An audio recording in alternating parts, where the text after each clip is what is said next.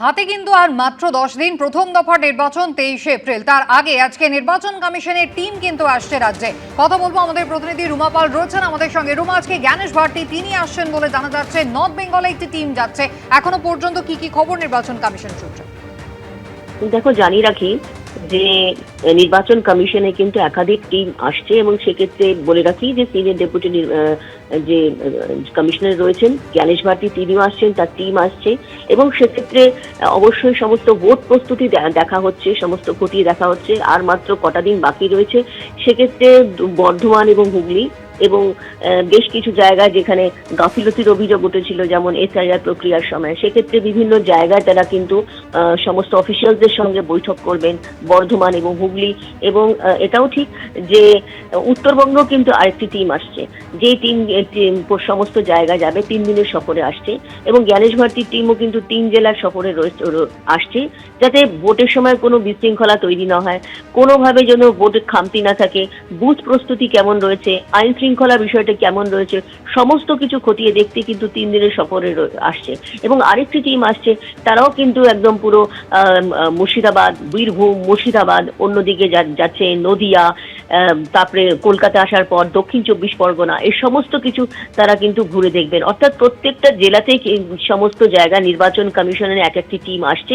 উত্তরবঙ্গ থেকে দক্ষিণবঙ্গ সমস্ত তারা কথা বলবেন, অফিসিয়ালস যারা রয়েছেন তাদের সঙ্গে কথা বলবেন, বৈঠক করবেন এবং তার সঙ্গে ভোট প্রস্তুতি, বুথের কি প্রস্তুতি। কারণ জানি রাখি কয়েকদিন আগেই যখন মুখ্য নির্বাচন কমিশনার জ্ঞানেশ কুমারের সাথে বৈঠক হয়েছিল, সেখানে বুথ প্রস্তুতি নিয়ে তিনি একটা অসন্তোষ প্রকাশ করেছিলেন যে বুথের পরিকাঠামো কেমন তৈরি হয়েছে।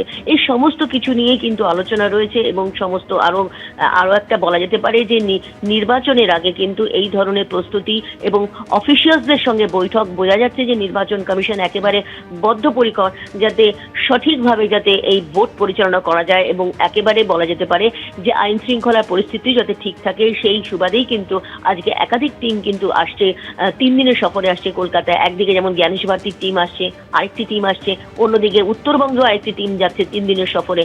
মানে নির্বাচন কমিশনের এই টিম সমস্ত জায়গায় কিন্তু প্রত্যেকটা জেলায় ঘুরে তার সমস্ত ভোট প্রস্তুতি খতিয়ে দেখবে। ধন্যবাদ। এদিকে আপনারা জানেন, আদালতের নির্দেশে ট্রাইব্যুনাল গঠিত হয়েছে। জোকায় তার হেডকোয়ার্টার করা হয়েছে। 19 জন বিচারক জেলা থেকে আসা সমস্ত আবেদনপত্র খতিয়ে দেখবেন। নির্বাচন কমিশন সূত্রে খবর, সম্ভবত আজ থেকেই সেই কাজ শুরু করবে ট্রাইব্যুনাল।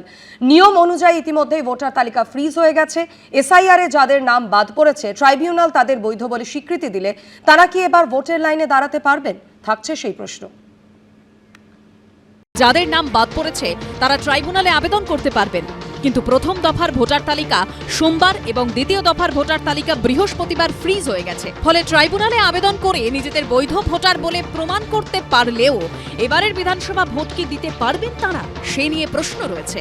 বিচারাধীন থাকা 60 লক্ষের বেশি ভোটারের মধ্যে অবৈধ বলে চিহ্নিত হয়েছেন 27,16,393 জন। ভোটার তালিকায় নাম তুলতে জেলায় জেলায় কাঁড়ি কাঁড়ি আবেদনপত্র জমা পড়ছে।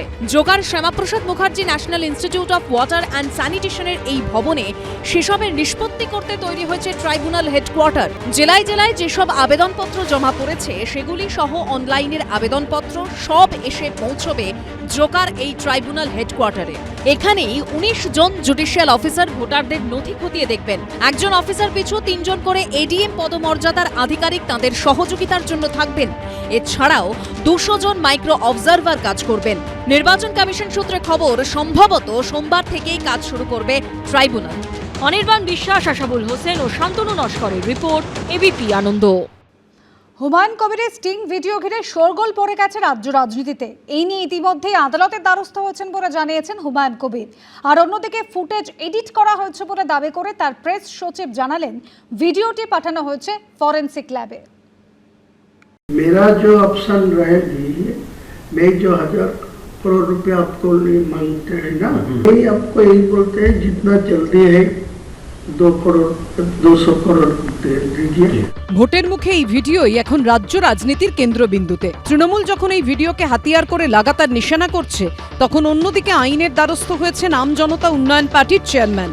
দেখছেন তো, একটা পার্টিকে ভাগ করার জন্য হিন্দু মুসলমান 1000 কোটি টাকার ডিল করেছে। মার্কার বিরুদ্ধে কোর্টে যাচ্ছেন, এই ফলস ভিডিও করার জন্য।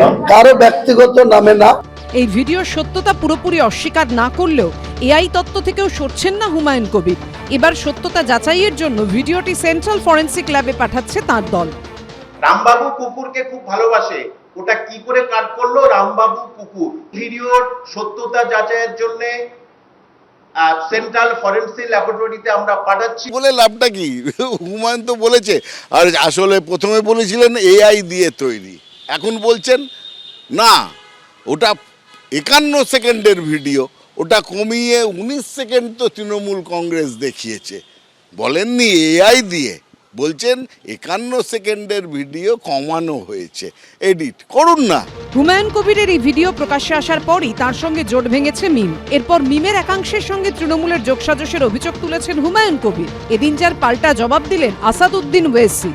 20 কোটি টাকা ডিল হয়েছে ইমরান সোলাঙ্কির সঙ্গে আসাদুলের মাধ্যমে, যাতে ওই ওয়াইসি যাতে আমার সাথে জোটটাকে ভেঙে দেয়। 2 কোটি টাকা অ্যাডভান্স দিয়ে দিচ্ছে, তাদের প্ল্যান सक्सेस। हुमायूं कबीर ने आज कहा है कि टीएमसी का साथ मीम का अंडरस्टैंडिंग है, इसीलिए इलेक्शन से पहले स्टिंग ऑपरेशन करके उनको बदनामी किया जा रहा है।